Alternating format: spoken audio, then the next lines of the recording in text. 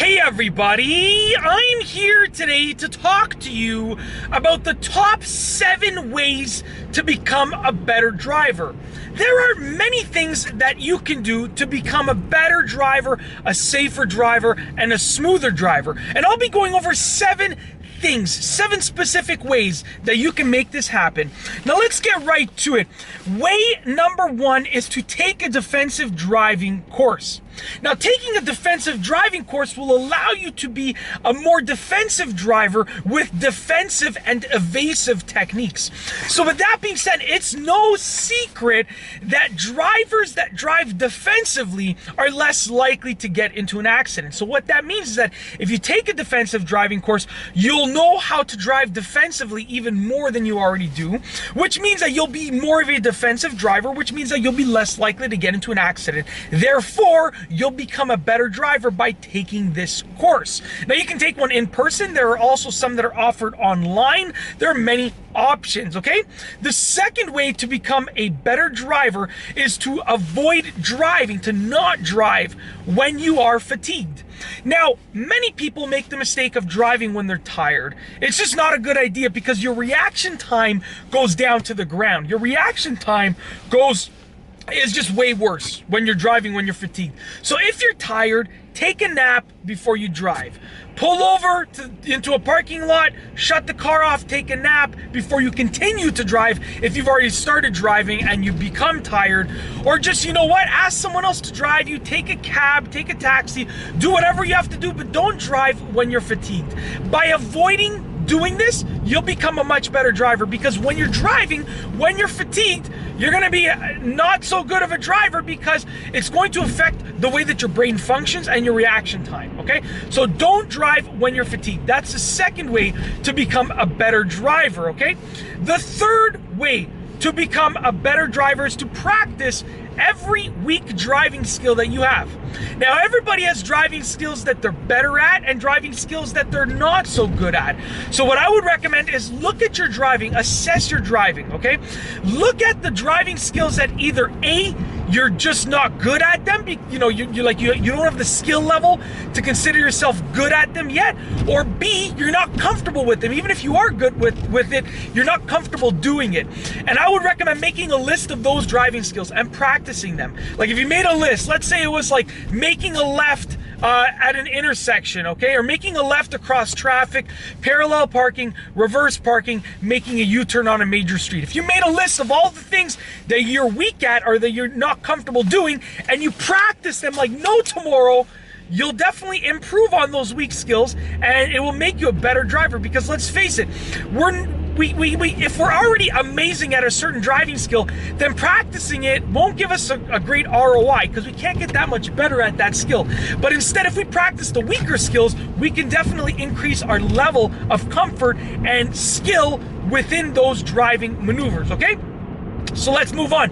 The fourth way to become a better driver is to increase your following distance. Now, so many people drive too close to the car in front of them. I'm looking ahead of me, and pretty much almost all the cars in front of me are driving way too close to the car in front of them. And the roads there's not snow on the roads, but the roads aren't in the best condition. They're a little bit moist. So with that being said, you should increase your following distance even more. So it's very simple.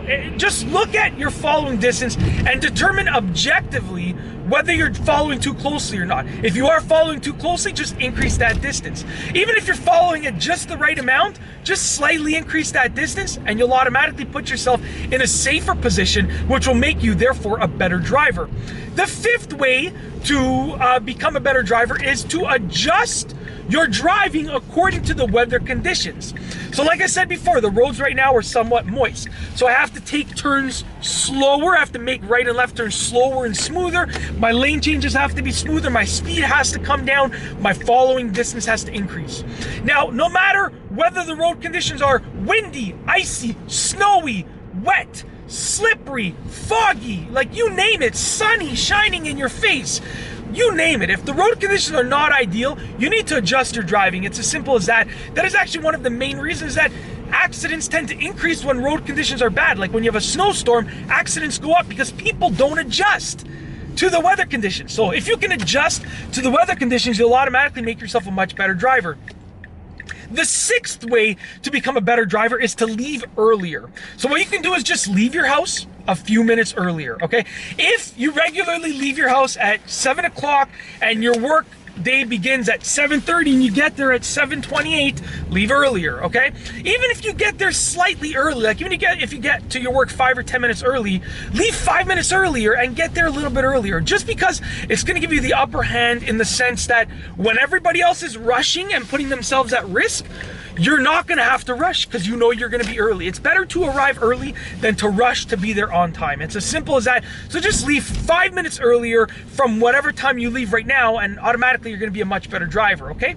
Last but not least, number 7 is use 2 hands on the wheel as much as you can. Now, I recommend this because I understand that it's not always plausible, to actually use 2 hands on the wheel all the time. Sometimes you're driving a manual car and you need to have 1 hand on the shifter. Sometimes you're adjusting your climate controls. There are many reasons why you might not have 2 hands on the wheel all the time. But what I'm telling you is have 2 hands on the wheel as much as possible, okay? So as often as you can, get both hands on the wheel. Now, you can do 10 and 2 with regards to your hand positioning, 9 o'clock and 3 o'clock, or further down, you can do 4 o'clock and 7 o'clock.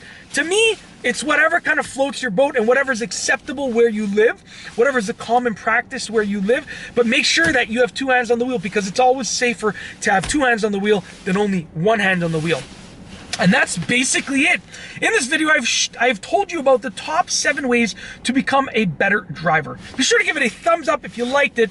Let me know what you think down below as a comment. And of course, be sure to subscribe for more great car and driving videos just like this one. And that's all I have for you today. Thanks for watching.